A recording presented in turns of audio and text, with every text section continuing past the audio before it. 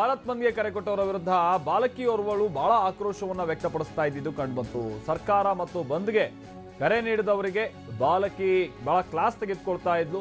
8ನೇ ತರಗತಿ ವಿದ್ಯಾರ್ಥಿನಿ ಮೋನಿಕಾ ಅನ್ನೋರು ಕ್ಲಾಸ್ ತೆಗೆದುಕೊಳ್ತಾ ಇದ್ದಿದ್ದು ಕಂಡುಬಂತು. ಅಂದ್ರೆ ಪುಟ್ಟ ಮಕ್ಕಳು ಕೂಡ ವಿದ್ಯಾರ್ಥಿನಿ 8ನೇ ತರಗತಿಯವಳು ಅನ್ನೋದು ಗೊತ್ತಾಗುತ್ತೆ.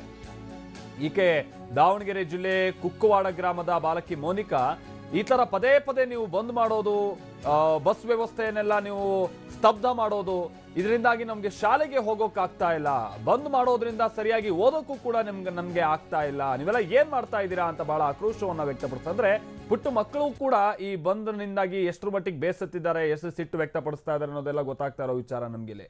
ಆ ಬಾಲ್ಕಿ ಮಾತಾಡಿರುವಂತ ಮಾತುಗಳು ಏನು ಅನ್ನೋದನ್ನ ಮೊದ್ಲಿಗೆ ಕೇಳಿಸ್ಕೊಂಡ್ ಬಂದ್ಬಿಡೋಣ ಬನ್ನಿ.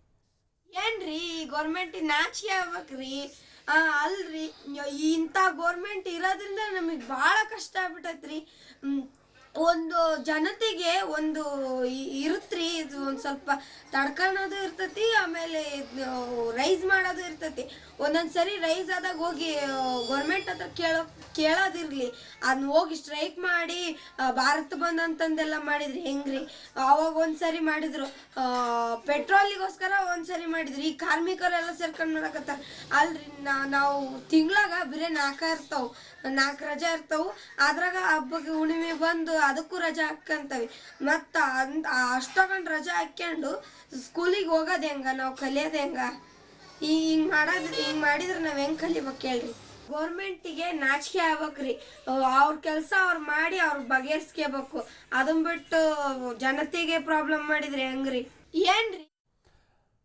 ಬಹುಶಃ ಈ ಬಾಲಕಿ ಮಾತುಗಳಲ್ಲೇ ವ್ಯಕ್ತ ಆಗ್ತಾ ಇದೆ ಆಕೆಗೆ ಇರುವಂತಹ ಸಿಟ್ಟು, ಜೊತೆಗೆ ಆಕೆ ಅನುಭವಿಸ್ತಾ ಇರುವಂತಹ ಸಮಸ್ಯೆ, ಆಕೆ ಜೊತೆಗೆ ಆಕೆ ಸಹಪಾಠಿಗಳು ಅನುಭವಿಸಿರುವಂತಹ ಸಮಸ್ಯೆ, ಇದೆಲ್ಲ ಆಕೆ ಮಾತಲ್ಲೇ ಬಹಳ ವ್ಯಕ್ತ ಆಗ್ತಾ ಇರೋದು ಗೊತ್ತಾಗ್ತಾ ಇದೆ ನಮ್ಗಿಲ್ಲಿ. ಬಸವರಾಜ್ ನಮ್ಮ ಪ್ರತಿನಿಧಿ ಇದಕ್ಕೆ ಸಂಬಂಧಪಟ್ಟಂತೆ ಮತ್ತಷ್ಟು ಡೀಟೇಲ್ಸ್ ಕೊಡ್ತಾರೆ. ಬಸವರಾಜ್, ಬಹುಶಃ ದಾವಣಗೆರೆಯಲ್ಲಿ ಪ್ರಮುಖವಾಗಿ ವಿದ್ಯಾರ್ಥಿಗಳಿಗೆ ಏನ್ ಸಮಸ್ಯೆ ಆಗಿದೆ ನಿನ್ನೆಯಿಂದ ಅನ್ನುವಂಥದ್ದು ಈ ಬಾಲಕಿ ಮಾತುಗಳಲ್ಲೇ ವ್ಯಕ್ತ ಆಗ್ತಾ ಇದೆ ಅಂತ ಕಾಣಿಸುತ್ತೆ ಬಸವರಾಜ್.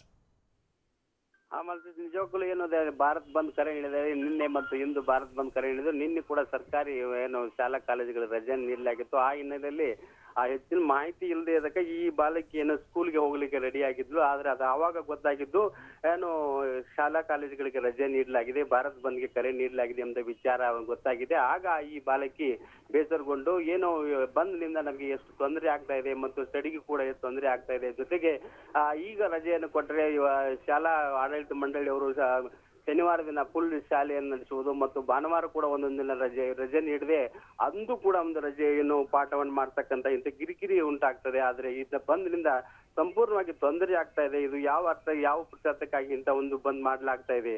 ಜನರಿಗೆ ತೊಂದರೆ ಕೊಟ್ಟು ಬಂದ್ ಮಾಡೋದ್ರಲ್ಲಿ ಯಾವ ಅರ್ಥ ಇದೆ ಅಂತಕ್ಕಂಥ ಒಂದು ಮಾತನ್ನ ಸುಮಾರು 3 ಭಾಷೆಗಳಲ್ಲಿ, ಕನ್ನಡ, ಇಂಗ್ಲಿಷ್, ಹಿಂದಿ 3 ಭಾಷೆಗಳಲ್ಲಿ ಈ ಬಾಲಿಕೆ ಹೇಳಿಕೆಯನ್ನು ನೀಡಿದ್ದು ಅದು ಸಾಮಾಜಿಕ ಜಾಲತಾಣದಲ್ಲಿ ವೈರಲ್ ಆಗಿದೆ.